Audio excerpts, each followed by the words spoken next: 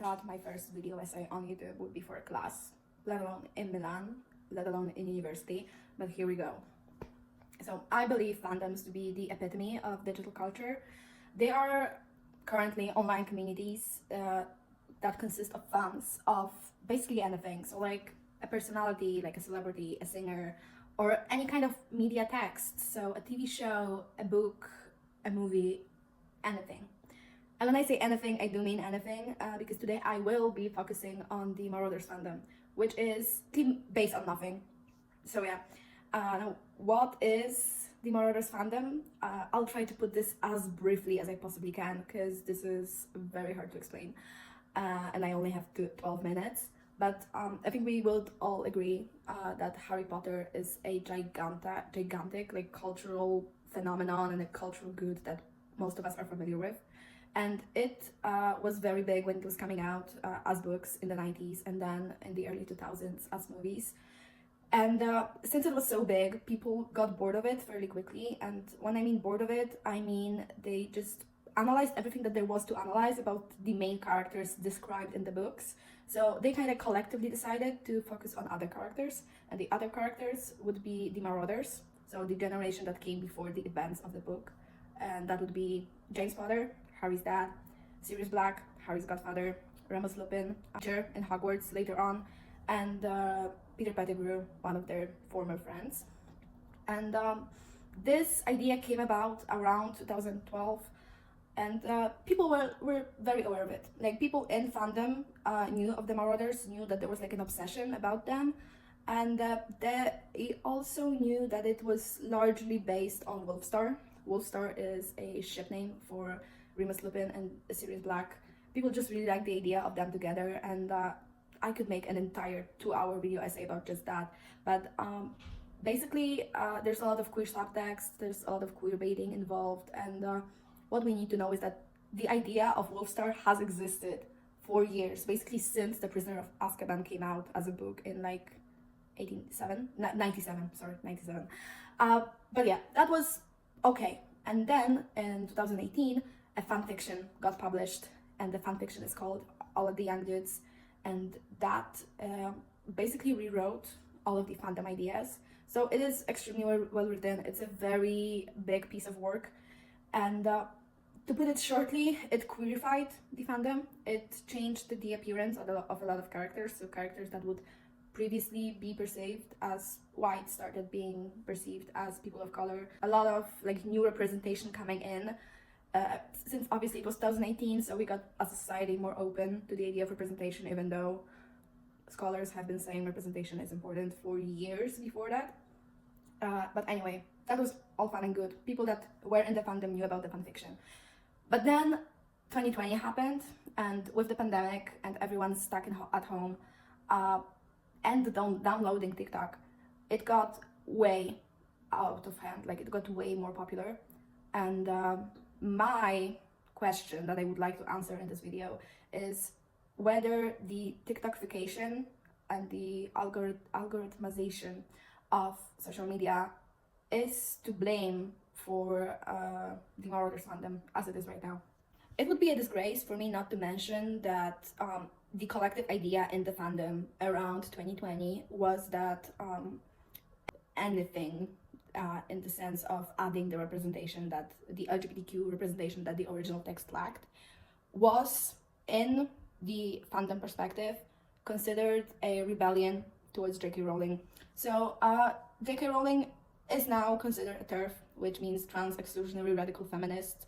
She's very extremely anti-trans rights. She's considered to be a bigot by most people, honestly. Let it not be said that I forgot this is a data analysis.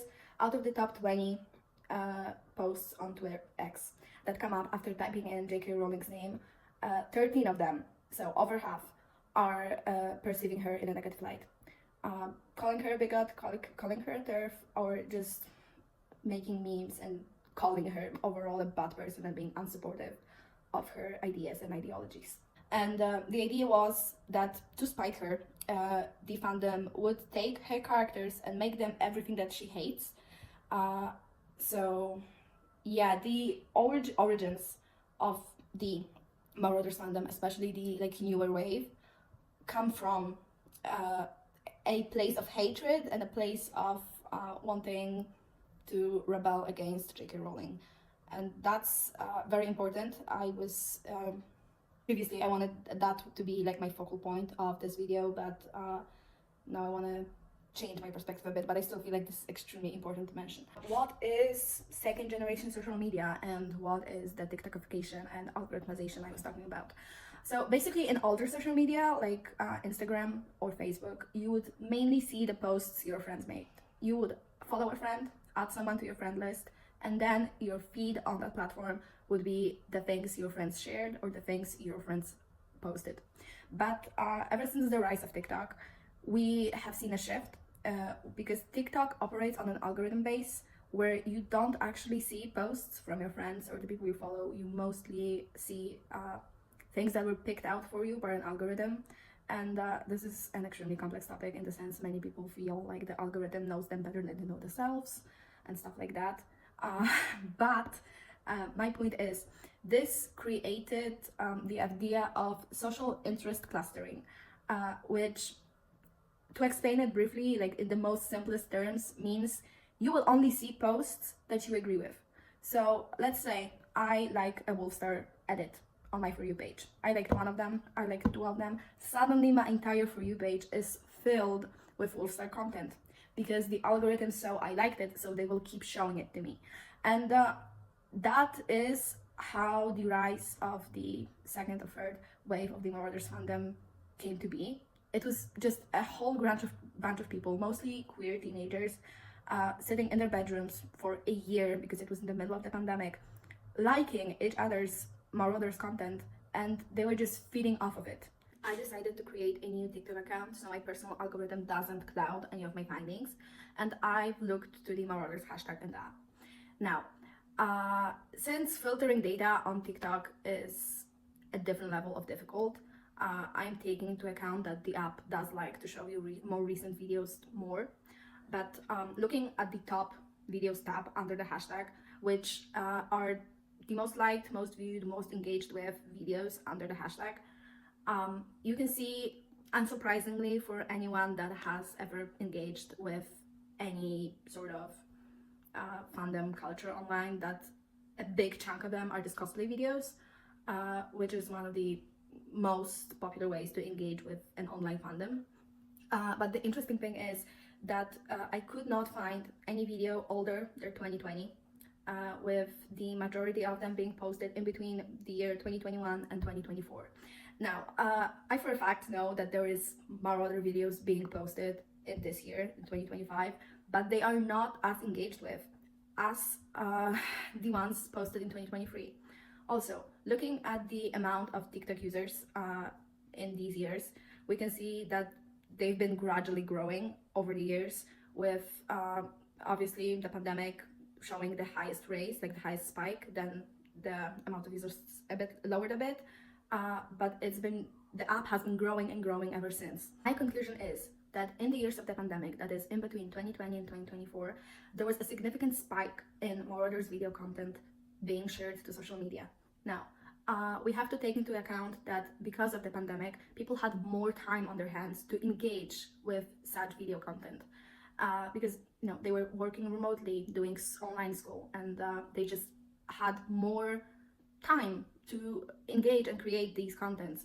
And that conclusion is supported by the fact that there's virtually no very liked or viral videos from the Marauders fandom that have been created in the year 2025, where the whole world went back to like their normal routines. I mentioned before, the fandom existed before the pandemic, but it wasn't that popular. And because we are in the year 2025, all of the older posts have been liked and have resurfaced and have gained new popularity because the fandom has gained new popularity. However, the rise of a fandom that is, there's no source material. The entire fandom is based on headcanons, which are the fans' ideas about the characters, and it surfaced thanks to the social media bubbles, called interest clustering phenomenon, and it truly wouldn't be able to be this big right now if it wasn't for the algorithms on TikTok. The Marauders fandom phenomena, it encapsulates the problem and honestly the idea of the social interest clustering and the issue with algorithms. Now, the interesting part in this is the fact that even though the amount of people on the app has been growing ever since and hasn't stopped, we don't see newer content being as engaged with as it used to be. And in my opinion, that is tied both to the pandemic, because obviously in the pandemic, people were stuck at home doing online school, remote work. They had more time to engage with social media content, but also thanks to the fact that they had more time on their hands, they could be sucked into these social interest clusters, and they could just be so in it, in the bubble, let's call it that, in the bubble, that they their entire For You page would end up being part of the Marauders content, and it would just, they would feed off of each other and create more and more of these videos.